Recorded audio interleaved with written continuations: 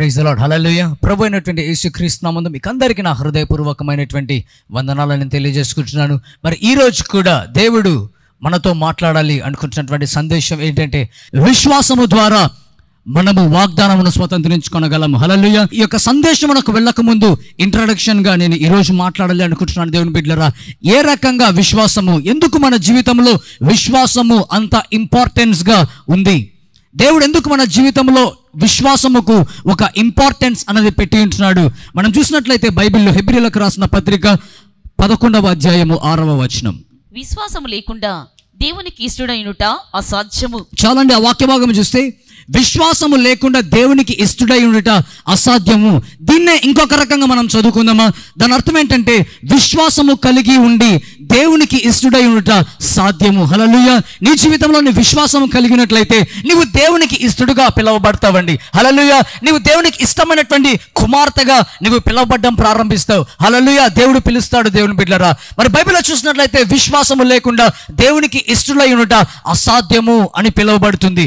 ఇష్టడై ఉండట అసాధ్యము అంటే అర్థం ఏంటంటే, దానికి ఆపోజిట్ వర్డ్ ఏంటి అంటే, ఇష్టము లేదు అంటే అర్థము అసహ్యము అనే కదా అర్థము. నీ జీవితంలో విశ్వాసము లేకుండా ఉంటున్నావా?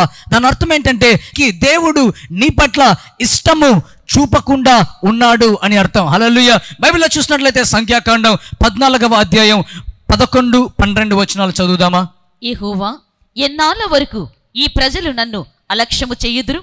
ఎన్నాళ్ళ వరకు నేను వారి మధ్యను చేసిన సూచక క్రియలన్నిటిని చూచి నన్ను నమ్మకయిందురు? నేను వారికి స్వాస్థ్యమియక తెగులు చేత వారిని హతము చేసి ఈ జనము కంటే మహాబలము గల గొప్ప జనమును నీ వలన పుట్టించదనని మోషేతో చెప్పగా, చాలా వాక్య భాగంలో చూస్తే దేవుడు మాట్లాడుతూ అంటున్నాడు మోషేతో, ఎంత కాలము నన్ను వీళ్ళు అలక్ష్యము చేస్తారు మోషే? ఇదిగో ఐగుప్తు మొదలుకొని ఇదిగో ఇక్కడి వరకు సంఖ్యాకాండము వరకు, అంటే నిర్గమాకాండము మొదలుకొని సంఖ్యాకాండము 14వ అధ్యాయం వరకు ఎన్ని మహత్కార్యాలు నేను చేశాను కదా. అయితే ఇన్ని మహత్కార్యాలు చూసి కూడా ఇదిగో వీళ్ళు నమ్మకుండా ఉన్నారే. కాబట్టి వీళ్ళలో ఒక్కరు కూడా ఆ వాగ్దానాన్ని స్వతంత్రించుకోలేరు. ఈ అరణ్యములోనే వాళ్ళని నేను చంపేస్తాను. ఎవరు కూడా నాకు పోవడం ఇష్టము లేదు. బైబిల్లో రాయబడింది ఆ యొక్క 12వ వచనంలో, వీరికంటే బలము కలిగినటువంటి గొప్ప జనము నీ వలన పుట్టిస్తాను మోషే అంటాడు. ఎంత భయంకరమైనటువంటి మాట దేవుని బిడ్డలారా. యెషయా గ్రంథం 66వ అధ్యాయము 8వ వచనం ఒకసారి చదువుకుందామా? అట్టి వార్త ఎవరు వినియుండిరి? అట్టి సంగతులు ఎవరు చూచిరి? ఒక జనమును కనుటకు ఒకనాటి ప్రసవ వేదన చాలునా? ఒక నిమిషములో ఒక జనము జన్మించునా? చాలని అక్కడ చూసినట్లయితే ఒక్క నిమిషములో ఒక జనము జన్మించునా అని దేవుడు ప్రశ్నిస్తుంటున్నాడండి. ఒక్క నిమిషంలో అంటే రెప్పపాటు కాలంలో ఒక జనము ఎలా పుడతారు? ఈరోజు దేవుడు కూడా మోషేతో మాట్లాడుతూ అంటున్నాడు. ఏమంటున్నాడు తెలిసిన? ఇదిగో వీళ్ళెవరు కూడా నాకు వద్దు, వీళ్ళకెవరికి కూడా అర్హత లేదు. మోషే, నీ ద్వారా వీటికంటే వీళ్ళందరికంటే బలము కలిగినటువంటి జనమును నేను పుట్టిస్తాను అంటాడండి. ఇశ్రాయేలీయుల సంఖ్య ఎంత? బైబిల్లో వ్రాయబడింది 6 లక్షలకు పైగానే వ్రాయబడింది. అంటే అర్థం ఏంటి తెలిసిన? ఇదిగో మోషే, నీ ద్వారా 6 లక్షల మందికి పైగా ఉన్నటువంటి జన సమూహమును నేను పుట్టిస్తాను. అంటే ఎంత కాలము? ఎన్ని సంవత్సరాలు? 100 సంవత్సరాల? మనకు తెలియదు దేవుని బిడ్డలారా. 6 లక్షల మందికి పైగా జన సమూహము రావాలి అంటే ఒక దేశంలో దేవుడు అంటున్నాడు నీ ద్వారా పుట్టిస్తాను అంటున్నాడు. అంటే ఎంత దీర్ఘశాంతుడండి, ఎంత దీర్ఘశాంతము కలిగినటువంటి దేవుడు. ప్రతిరోజు మనము కూడా ఒకవేళ నీ జీవితంలో కూడా విశ్వాసము లేక ప్రతిరోజు ఒకవేళ బైబిల్ చదువుతూ ఉండవచ్చు, ప్రార్థన చేస్తూ ఉండవచ్చు, అయితే విశ్వాసము లేకుండా నీ జీవితంలో ఉంటున్నావా? దేవుడు అంటున్నాడు ఇశ్రాయేలు ప్రజలు కూడా మోషే మాట ప్రకారము దేవుని చిత్తానుసారముగా ఏ రకముగా వాళ్ళు వెళ్ళాలో, ఇదిగో పలానా అరణ్యము ద్వారా వాళ్ళు వెళ్ళాలి.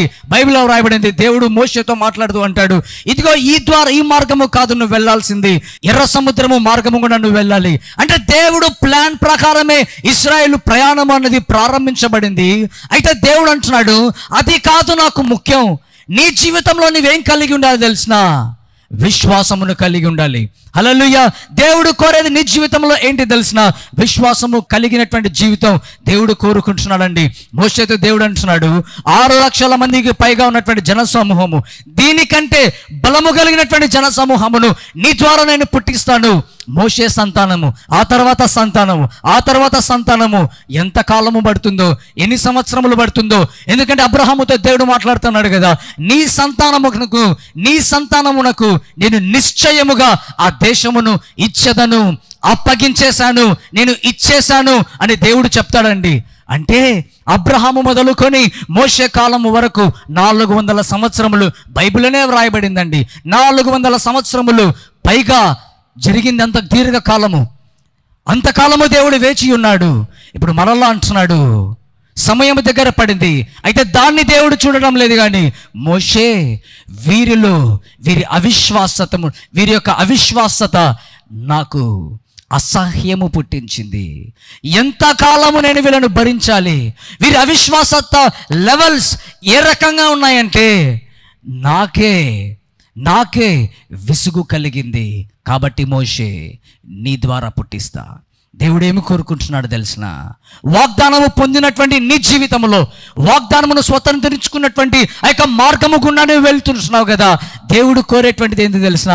విశ్వాసము. దేవుని బిడ్డలరా, దేవుడు అంటున్నాడు, మోషే ఎందుకు నీ ద్వారా పుట్టిస్తానో తెలిసిన? ఈ 6 లక్షల మంది ఒకవైపు ఉంటున్నారు, నీ ఒక్కడివి ఒకవైపు ఉంటున్నావు. నీలో ఉన్నటువంటి విశ్వాసము 6 లక్షల మందిలో ఒకరిలో కూడా నేను చూడలేకపోతుంటున్నాను. ఎంత దౌర్భాగ్యకరమైనటువంటి పరిస్థితి దేవుని బిడ్డలరా. ఒకవైపు మోషే ఉంటున్నాడు, ఇంకొక వైపు 6 లక్షల మంది ఉంటున్నారు. దేవుడు మాట్లాడుతూ మోషేతో అంటున్నాడు, నీ ఒక్కడి ద్వారా మరలా నేను సంతానమును పుట్టిస్తాను, వీరికంటే బలము కలిగినటువంటి జన సమూహమును నేను పుట్టిస్తాను, అయితే వారు స్వతంత్రించుకుంటారు. ఎంత భయంకరమైనటువంటి మాట దేవుని బిడ్డలారా. నీ జీవితంలో దేవుడు నీ దగ్గర కోరేది ఏంటి తెలిసిన? విశ్వాసము. ఇంకా చూద్దామా బైబిల్లో ఏం రాయబడిందో ఈ విశ్వాసమును గురించి. గలతీయులకు రాసిన పత్రిక 3వ అధ్యాయం 26వ వచనం. యేసుక్రీస్తు నందు మీరందరూ విశ్వాసం వలన దేవుని కుమారులై ఉన్నారు. ఎంత గొప్ప మాట దేవుని బిడ్డలారా. హల్లెలూయా. ఎంత గొప్ప నిరీక్షణ దేవుడు మనకిచ్చి అంటున్నాడు కదా, విశ్వాసము ద్వారా మీరు దేవునికి కుమారులుగా పిలవబడ్డారు. హల్లెలూయా. ఏ రకంగా దేవుడు నీకు పిలిపిస్తుంటున్నాడు తెలిసిన? నీకు ఏ రకమైనటువంటి పిలుపు నీ జీవితంలో ఉంది తెలిసిన? బైబిల్లో రాయబడింది, విశ్వాసము ద్వారా నీవు కుమారులుగా, అంటే దేవుని యొక్క స్వాస్థ్యముగా, దేవుని జనముగా మాట మారుస్తానండి. దేవుని కుటుంబీకులుగా నీవు పిలువబడుచుంటున్నావు. ఏ రకంగా తెలిసిన? ఆ విశ్వాసమును బట్టి. ఈరోజు నా సందేశం ఏంటంటే, విశ్వాసము ద్వారా నీవు వాగ్దానమును స్వతంత్రించుకో. హల్లెలూయా. విశ్వాసం అనేది 2 రకాలు దేవుని బిడ్డలారా. 2 రకాల విశ్వాసములు మనము కలిగి ఉంటున్నాం సంఘముగా. మొదటి విశ్వాసము బైబిల్లో చూసినట్లయితే లూకా సువార్త 8వ అధ్యాయం 25వ వచనం. అప్పుడు ఆయన, మీ విశ్వాసం ఎక్కడని వారితో అనెను. అయితే వారు భయపడి ఈయన గాలికిని నీళ్లకును ఆజ్ఞాపింపగా అవి లోబడుచున్నవే. చాలండి, బైబిల్లో చూసినట్లయితే దేవుడు అంటున్నాడు కదా, మీ విశ్వాసము ఎక్కడా అని ప్రశ్నిస్తుంటున్నాడండి. మీ విశ్వాసము. ఈరోజు లైవ్ ప్రోగ్రామ్ చూస్తున్నటువంటి నీవు కూడా సమస్యలను చూసి భయపడిపోతుంటున్నావా? శిష్యులలాగా అలలను చూసి చలించిపోతుంటున్నావా? దేవుడు నిన్ను కూడా ప్రశ్నిస్తుంటున్నాడు, నీ విశ్వాసం ఎక్కడా? హల్లెలూయా. మనకంటూ ఒక విశ్వాసము మన జీవితంలో కలిగి ఉండటం దేవుని చిత్తం. బైబిల్లో వ్రాయబడింది, రోమీయులకు రాసిన పత్రిక 10వ అధ్యాయం 9వ వచనంలో ఏమని వ్రాయబడిందో తెలిసిన? హృదయమందు నీవు విశ్వసించిన ఎడల. దాని అర్థం ఏంటంటే, విశ్వాసము అనున్నది హృదయంలో పుడుతుంది దేవుని బిడ్డలారా. విశ్వాసము అనేది ఎక్కడ దాని స్థలము అంటే, విశ్వాసము పుట్టు స్థలము ఏది అంటే నీ హృదయము. దేవుడు అంటున్నాడు, నీ విశ్వాసం ఎక్కడ అంటే అర్థం ఏంటి తెలిసిన? ఇదిగో నీ హృదయంలో ఉండవలసిన విశ్వాసము ఎక్కడ ఉంది? అది మొదటి విశ్వాసం. ఇంకొక రకమైనటువంటి విశ్వాసం మనం చూద్దామా? కొరింథీయులకు రాసిన మొదటి పత్రిక 12వ అధ్యాయము 9వ వచనం. మరి ఒకనికి ఆ ఆత్మ వలననే విశ్వాసమును, మరి ఒకనికి ఆ ఒక్క ఆత్మ వలననే స్వస్థపరచు వరములను. చాలా అక్కడ చూసినట్లయితే దేవుడు, పరిశుద్ధాత్మ దేవుడు మన మీదికి దిగి వచ్చినప్పుడు 9 ఆత్మ వరములు దేవుడు మనకిస్తాడు దేవుని బిడ్డలారా. ఆ చాప్టర్ అంతా మనం చూసినట్లయితే ఆత్మ వరములను గురించి వ్రాయబడి ఉంటుంది. పరిశుద్ధాత్మ దేవుడు ఎప్పుడైతే నీ మీదికి దిగి వస్తాడో వివిధ రకములైనటువంటి వరములు, 9 వరములు. ఒకరికి స్వస్థపరచు వరం, అద్భుతములు చేయు వరము, స్వస్థత వరము, ఈ రకంగా ప్రవచన వరము, ఆత్మల వివేచన వరము, జ్ఞాన వివేకముల వరములు దేవుడు ఇస్తాడు దేవుని బిడ్డలారా. మరీ ముఖ్యముగా బైబిల్లో వ్రాయబడింది, ఆత్మదేవుడు దిగి రాగా ఏంటంట? విశ్వాసము అను వరము దేవుడు పర్టికులర్గా ఇస్తాడు దేవుని బిడ్డలారా. ఆత్మచేత నింపబడిన తర్వాత కృపా వరములు, పరిశుద్ధాత్మ వరములు, అందులో విశ్వాసము ఒకటి. దేవుడు ప్రశ్నిస్తూ అన్నాడు కదా శిష్యులను చూసి, మీ విశ్వాసం ఏది? ఈ రెండిటికి చాలా భేదం ఉంది దేవుని బిడ్డలారా, ఈ రెండిటికి చాలా భేదం ఉంది. మీ విశ్వాసం ఎక్కడ అంటే, మీ విశ్వాసము మిమ్మల్ని ఎస్టాబ్లిష్ చేస్తుంది దేవునిలో. హల్లెలూయా. మీ విశ్వాసము క్రీస్తులో మిమ్మల్ని ఎస్టాబ్లిష్ చేయడం ప్రారంభిస్తుంది. ఇంకా ఈ విశ్వాసం గురించి ధ్యానిద్దామా? మత్తయి సువార్త 17వ అధ్యాయము 20వ వచనం. అందుకాయన మీ అల్ప విశ్వాసము చేతని మీకు ఆవగింజంత విశ్వాసం ఉండిన ఎడల ఈ కొండను చూచి ఇక్కడ నుండి అక్కడికి పొమ్మనగానే అది పోవును.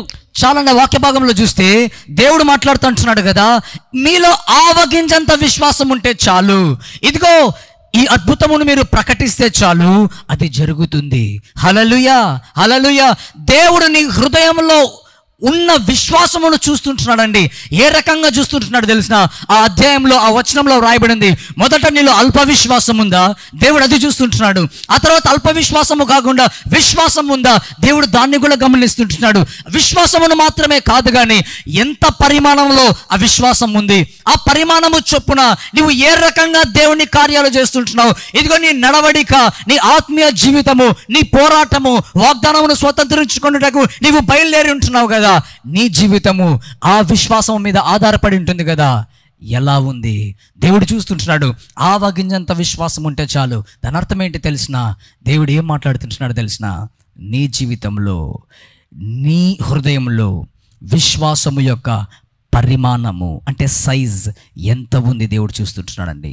హల్లెలూయా, హల్లెలూయా.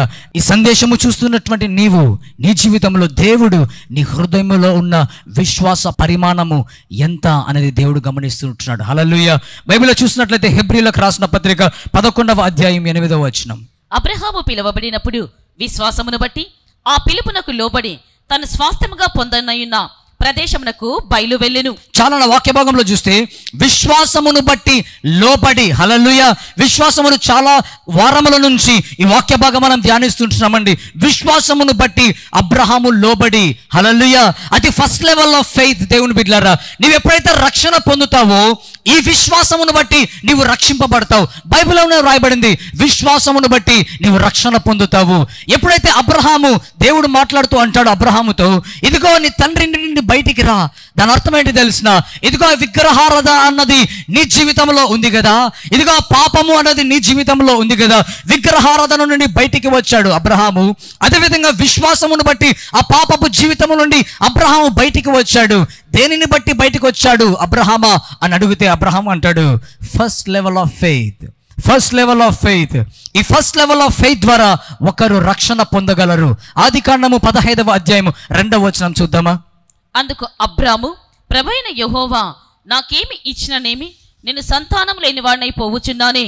దమస్కు ఎలియేజరే నా ఇంటి ఆస్తికర్త ఎగును కదా. చాలా అక్కడ చూసినట్లయితే అబ్రహాము దేవునితో మాట్లాడుతూ ఉంటున్నాడండి. ఏంటి తెలిసిన? నువ్వు నాకు ఏమిస్తే ఏమి ప్రభువా, ఇదిగో నా దాసుడు ఉంటున్నాడు కదా, ఎంతో నమ్మకమైనటువంటి దాసుడు ఎలియాజరు ఉంటున్నాడు కదా, అతన్ని నా ఆస్తికి వారసునిగా నేను చేస్తాను అంటున్నాడు. ఎందుకు ఈ మాట అంటున్నాడు? ఆ రోజు విశ్వాసమును బట్టే కదా అబ్రహాము బయలుదేరింది. తండ్రి ఇంటి నుండి బయలుదేరింది ఆ విశ్వాసమును బట్టినే కదా. ఈరోజు వాక్య సందేశం వింటున్నటువంటి నీ జీవితంలో కూడా ఇదిగో నీవు రక్షణ పొందినప్పుడు ఏ విశ్వాసముతో అయితే నీవు రక్షణ పొందావో అదే విశ్వాసము నీ చివరి వరకు ఉండటం దేవుని చిత్తము కాదు కానీ అంచెలంచెలుగా అది విశ్వాసము అభివృద్ధి పొందడం దేవుని చిత్తము. దేవుని బిడ్డలారా, మీ విశ్వాసము ద్వారా ఇదిగో నీ ఏ విశ్వాసము చేత అయితే నీవు రక్షింపబడ్డావో అదే విశ్వాసముతో విశ్వాస యాత్ర కొనసాగించడం, అదే పరిమాణములో ఉన్నటువంటి నీ విశ్వాసముతో నీ విశ్వాస యాత్రలో నీవు కొనసాగడం అది ఇంపాసిబుల్. అది ఇంపాసిబుల్. అందుకే అబ్రహాం అంటున్నాడు, అబ్రహామా నీ విశ్వాసం ఏమైపోయింది? తండ్రి ఇంటి నుండి బయటికి వచ్చినంత వరకే ఆ విశ్వాసం, అక్కడి వరకే ఆ విశ్వాసం ఉండిపోయింది. రక్షింపబడినప్పుడు నీ విశ్వాసం ఒకవేళ ఆవగించంత ఉందా? ఈ రోజుకి కూడా ఒకవేళ 2 సంవత్సరాల క్రిందట లేదా 10 సంవత్సరాల క్రిందట నువ్వు రక్షణ పొందావు కదా, ఏ విశ్వాసముతో అయితే నువ్వు రక్షణ పొందావో అదే విశ్వాసముతో ఇంకా నీవు అదే విశ్వాసపు స్థాయిలో నీవు ఉంటున్నావా? మనల్ని మనం పరీక్షించుకోవాలి.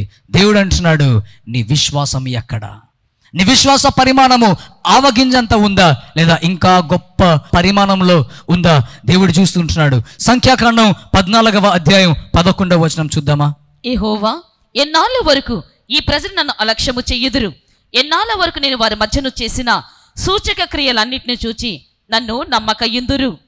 నేను వారికి స్వాస్థ్యమియ్యక తెగుల చేత వారిని హతము చేసి ఈ జనము కంటే మహాబలము గల గొప్ప జనమును నీ వలన పుట్టించదనని మోషేతో చెప్పగా, దేవుడు ఎంత భయంకరమైన మాట అంటున్నాడు దేవుని బిడ్డలారా. ఇశ్రాయేలు ప్రజలను గురించి ఏమంటున్నాడు తెలిసినా? ఎంతకాలము నేను భరించాలి మోషే వీళ్ళను, ఎంతకాలము నేను భరించాలి? విశ్వాసమును బట్టే కదా వారు ఐగుప్తులో నుండి బయటికి వచ్చింది. విశ్వాసము లేకపోతే వారు ఐగుప్తులో నుండి బయటికి రావడం అసాధ్యము కదా. విశ్వాసమును బట్టే కదా వారు బయటికి వచ్చింది. అదే విశ్వాస పరిమాణము వారి యాత్రలో, వారి అరణ్య యాత్రలో సరిపోలేదు దేవుని బిడ్డలారా. ఎందుకంటే ఒకవైపు అద్భుతములు చూస్తుంటున్నారు, ఇంకొక వైపు సమస్యలు చూస్తుంటున్నారు. ప్రతి అరణ్య యాత్రలో ఒక్కొక్క వివిధ అరణ్యములో గుండా వారు వెళ్ళారు కదా. ప్రతి విధమైనటువంటి అరణ్యములో ఒక్కొక్క ఎక్స్పీరియన్స్ అండి, ఒక్కొక్క ఎక్స్పీరియన్స్. అయితే వారి విశ్వాసపు స్థాయి ఐగుప్తు నుండి బయటికి వచ్చినారు కదా, అక్కడే వారి విశ్వాసపు స్థాయి, అక్కడే వారి జీవితంలో ఆగిపోయింది. ఎందుకంటే మనకు తెలుసు, నిర్గమకాండం 14వ అధ్యాయంలో ఎర్ర సముద్రమును చూసి వారు భయపడిపోలేదు. ఐగుప్తు సైన్యమును చూసి, ఐగుప్తు రాజును చూసి, ఫరో రాజును చూసి వారు భయపడిపోయారండి. ఎందుకు ఇశ్రాయేలు ప్రజలారా మీ జీవితంలో భయం ఉంది? ఎందుకు మీరు నమ్మకుండా ఉంటున్నారు? ఇన్ని అద్భుతములు చూసినా వాళ్ళు అంటారు, మా విశ్వాసము అంతే, ఇంకా మా జీవితంలో విశ్వాసం పెరగట్లేదు, అందుకే మేము అలక్ష్యము చేస్తుంటున్నాం, అందుకే మేము పడిపోతుంటున్నాం, అందుకే మేము సమస్య రాగానే వెనకడుగు వేస్తుంటున్నాం. అబ్రహాము, ఇదిగో నీ జీవితంలో ఏంటి, ఏ రకంగా నీవు స్వతంత్రించుకున్నావు? బైబిల్లో వ్రాయబడింది, అబ్రహామును దేవుడు పిలిచినప్పుడు విశ్వాసము ద్వారా బయటికి వచ్చాడు, అనగా రక్షణ, అనగా విడుదల. హల్లెలూయా. అదే విశ్వాసముతో కొనసాగి ఉంటే అబ్రహాము జీవితంలో ఎప్పటికీ కూడా, ఎన్నటికీ కూడా వాగ్దానమును స్వతంత్రించుకోలేడండి. దేవుడు గమనించాడు, అబ్రహామా, ఇలాంటి విశ్వాసం ఉంటే ఏ రకంగా నువ్వు వాగ్దానాన్ని స్వతంత్రించుకుంటావు? బైబిల్లో రాయబడింది, హెబ్రీలకు రాసిన పత్రిక 11వ అధ్యాయం 19వ వచనం చదువుకుందామా. ఎవడు ఆ వాగ్దానములు సంతోషముతో అంగీకరించును, ఈ సాకు వలన నైనది నీ సంతానమనబడునని ఎవనితో చెప్పబడెను? ఆ అబ్రహాము మృతులను సహితము లేపుటకు దేవుడు శక్తిమంతుడని ఎంచినవాడై తన ఏక కుమార్ని అర్పించి ఉపమాన రూపముగా అతనిని మృతులలో నుండి మరలా పొందెను. ఆమేన్, హల్లెలూయా. అల్టిమేట్ ఫెయిత్ అండి తన జీవితంలో. ఒకానొక రోజు 15వ అధ్యాయంలో దేవుడితో మాట్లాడుతూ అంటాడు కదా, నీవు నాకు ఏమిస్తే ఏమి ప్రభు అంటాడు. తన విశ్వాసపు స్థాయి ఎంతగా పెంచుకున్నాడు, ఏ రకంగా పెరిగింది? అబ్రహాము అంటే అబ్రహాం అంటాడు, ఒకవేళ నా కుమారుడు చనిపోయినా కూడా దేవుడు తిరిగి బ్రతికిస్తాడు. ఎందుకంటే వాగ్దానం ఇచ్చినటువంటి దేవుడు ఎన్నడూ కూడా ఆ వాగ్దానమును త్రోసివేయడు. నిరర్థకము కాదు నా జీవితంలో. హల్లెలూయా. ఎంతగా నమ్మాడు దేవుని బిడ్డలారా, ఎంతగా నమ్మాడు.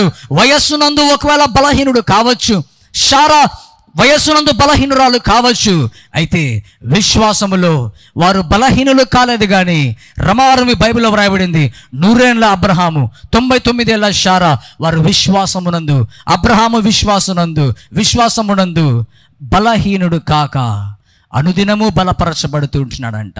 ఎంతగా పెరిగింది తన జీవితంలో విశ్వాసపు స్థాయి.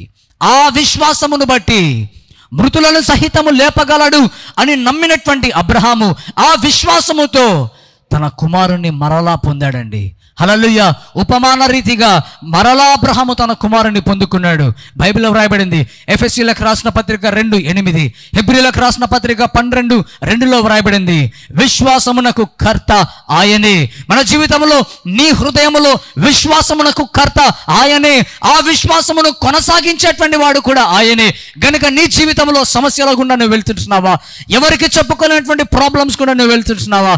ఒంటరి తనముతో నువ్వు వెళ్తుంటున్నావా? ఇదిగో దేవుడు ఒకవైపు వాగ్దానం ఇచ్చాడు, ఎంతో కాలం నుండి నువ్వు వెయిట్ చేస్తుంటున్నావు, ఇంకా నా జీవితంలో లేదే అని ఆల్టర్నేటివ్స్ అబ్రహాము లాగా వెతుకుతుంటున్నావా? శారా లాగా ఆల్టర్నేటివ్స్ వెతుకుతుంటున్నావా నీ జీవితంలో? బైబిల్లో వ్రాయబడింది, నీవు వాగ్దానం వైపు చూడు, నీ విశ్వాసమునకు కర్తయు దానిని కొనసాగించువాడనేటువంటి క్రీస్తు యేసు వైపు నీవు చూడడం దేవుని చిత్తం. అంతేగాని అల్ప విశ్వాసము, రక్షింపబడినప్పుడు ఏ విశ్వాసముతో అయితే నువ్వు రక్షణ పొందావో అదే విశ్వాసములో నువ్వు ఉంటున్నావా, అది కాదు కానీ దేవుని చిత్తం. నీ అరణ్య మార్గములో, ప్రతి అనుభవములో, ప్రతి అరణ్య మార్గములో, ప్రతి అరణ్యపు అనుభవములో నీ విశ్వాసము ఎదగడం దేవుని చిత్తమైంది. హల్లెలూయా. లూకాసు వార్త 17వ అధ్యాయం 5వ వచనం చదువుకుందామా. అపోస్తలులు మా విశ్వాసం వృద్ధి పొందించమని ప్రభువుతో చెప్పగా, ప్రభువు మీరు ఆవగించంత విశ్వాసం చాలా అక్కడ చూసినట్లయితే అపోస్తలులు, దేవుని శిష్యులు యేసు ప్రభును వేడుకుంటున్నారండి. ఒక చక్కటి ప్రార్థన చేశారు. ఏంటి తెలిసిన? మా విశ్వాసమును వృద్ధిపరచు ప్రభువా, మాకు అల్ప విశ్వాసము వద్దు, ఆవగించంత విశ్వాసం వద్దు. ఇదిగో ఏ విశ్వాసముతో అయితే ఇదిగో నేను చేపలు పడుతూ ఆ వలను, ఆ చేపల రాశిని, అదేవిధంగా యొక్క పడవను వదిలేసి వచ్చాను, అదే విశ్వాసములో నేను ఉండడం నాకు ఇష్టం లేదు ప్రభువా, నా విశ్వాసమును దయచేసి వృద్ధిపరచు. ఈరోజు ఈ సందేశం వింటున్నటువంటి నీవు నీ జీవితంలో ఎటువంటి బలమైనటువంటి ప్రార్థన నీవు కలిగి ఉంటున్నావా? అలాగైతే ఒకవేళ లేదా, అలాగైతే ఈ రోజు నుండి ప్రార్థించు. ఏమని తెలిసిన? బైబిల్లో వ్రాయబడింది, రోమీలకు రాసిన పత్రిక 4వ అధ్యాయం 16వ వచనం. ఈ హేతువు చేతను ఆ వాగ్దానము యావ సంతతికి అనగా ధర్మశాస్త్రం గల వారికి మాత్రమే కాక అబ్రహామునకున్నట్టి విశ్వాసం గల వారికి కూడా దృఢము కావాలని. చాలా అక్కడ చూసినట్లయితే అబ్రహాముకున్నటువంటి విశ్వాసము, హల్లెలూయా, ఏ రకముగా అబ్రహాము విశ్వాసము కలిగి ఉంటున్నాడో అదే విధమైనటువంటి విశ్వాసము. నేను ఇంకొక మాట చెప్తానండి. క్రొత్త నిబంధన కాలములో ఉన్నటువంటి నీవు, యేసు రక్తము చేత కడగబడినటువంటి నీవు, యేసు ప్రభును నమ్మినటువంటి నీవు ఇంకా గొప్ప విశ్వాసము కలిగి ఉండటం దేవుని చిత్తము. దేవుని బిడ్డలారా, హల్లెలూయా, హల్లెలూయా. నీ విశ్వాసము వృద్ధి పొందాలి, నీ విశ్వాసము వృద్ధి పొందాలి. దేవుడి చిత్తము అదే. దేవుని బిడ్డలారా, ఇట్టి విశ్వాసము ద్వారా, బలమైన విశ్వాసము ద్వారా అబ్రహాము తన జీవితములో, యెహోషువ తన జీవితములో, కాలేబు తన జీవితములో, ఇశ్రాయేలీలు తమ జీవితంలో వాగ్దానమును స్వతంత్రించుకున్నారు. నేను కొంచెం మాట మారుస్తాను, ఆశీర్వాదమును స్వతంత్రించుకున్నారు. హల్లెలూయా. ఈ సందేశం వింటున్నటువంటి నీవు, అబ్రహాము అంచెలంచెలుగా తన విశ్వాసమును వృద్ధిపరచుకున్నాడు. అంచెలంచెలుగా మోషే ఆనాడు నిర్గమాకాండ 3వ అధ్యాయంలో దేవుడు మాట్లాడుతున్నాడు కదా, మోషే కాగారమ్ము. ఆ విశ్వాసము ఏ రకంగా పెరిగింది అంటే 6 లక్షల మంది ఒకవైపు, ఒక్క మోషే ఒకవైపు. దేవుడు మోషేను చూసి ఆనందించాడు. ఇశ్రాయేలు ప్రజలను చూసి వారిలో ఉన్న అపనమ్మకము, వారిలో ఉన్న అల్ప విశ్వాసం, వారిలో ఉన్నటువంటి విశ్వాసము లేని తనమును చూసి దేవుడు బాధపడ్డాడు. అందుకే బైబిల్లో వ్రాయబడింది కదా, విశ్వాసము లేకుండా దేవునికి ఇష్టడైనట అసాధ్యం. విశ్వాసము ద్వారా నీ జీవితంలో వాగ్దానమును లేదా ఆశీర్వాదమును నీవు స్వతంత్రించుకుంటావు. తలలు వంచుదామా.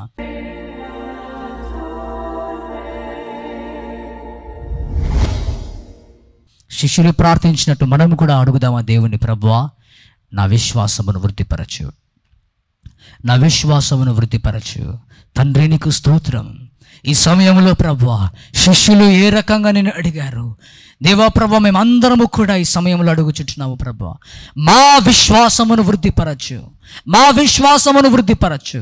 ప్రభువా ఈ సందేశం ఉంటున్నటువంటి నీ ప్రియ బిడ్డల జీవితంలో కూడా వారి విశ్వాసపు స్థాయి దేవా మీరు పెంచుమని, వృద్ధిపరచుమని అడుగుచుంటున్నాను ప్రభువా. దయతో, కృపతో ఈ సందేశము వింటున్నటువంటి ప్రతి బిడ్డ జీవితంలో కూడా ఈ సందేశము పని చేయునుగాక. ఆత్మదేవ ప్రతి హృదయమును దర్శించండి.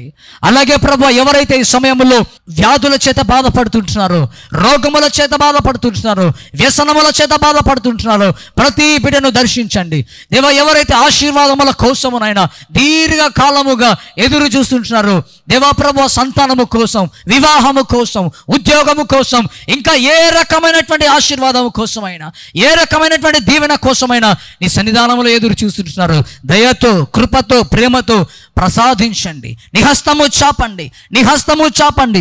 ఇప్పుడే స్వస్థత కార్యములు జరుగునుగాక, ఇప్పుడే విడుదల కలుగునుగాక. ప్రతి బిడ్డ జీవితంలో, ప్రతి బిడ్డ జీవితంలో ఇప్పుడే సంపూర్ణ స్వస్థత ప్రకటిస్తుంటున్నాను ప్రభువా. నీకే మహిమ, ఘనత, ప్రభావములు చెల్లిస్తుంటున్నాను ప్రభువా. ప్రతి బిడ్డ జీవితంలో విశ్వాసమును వృద్ధిపరచుమని అడుగుచుంటున్నాను ప్రభువా. నీకే మహిమ, ఘనత, ప్రభావములు చెల్లించుకుంటూ యేసు నామమందు అడుగుచుంటున్నాను తండ్రి. ఆమేన్. హల్లెలూయా. ఈ వాక్య సందేశము ద్వారా దేవుడు మీతో మాట్లాడి ఉంటే దయచేసి వెంటనే మీరు ఇతరులకు ఫార్వర్డ్ చేయవలసిందిగా కోరుకుంటున్నాను. అదేవిధంగా మొట్టమొదటిసారి ఈ యొక్క ఛానల్ని మీరు విజిట్ చేసి ఉంటే దయచేసి గమనించండి, వెంటనే సబ్స్క్రైబ్ చేయవలసిందిగా ప్రభు పేరిట కోరుకుంటున్నాను. God bless you all.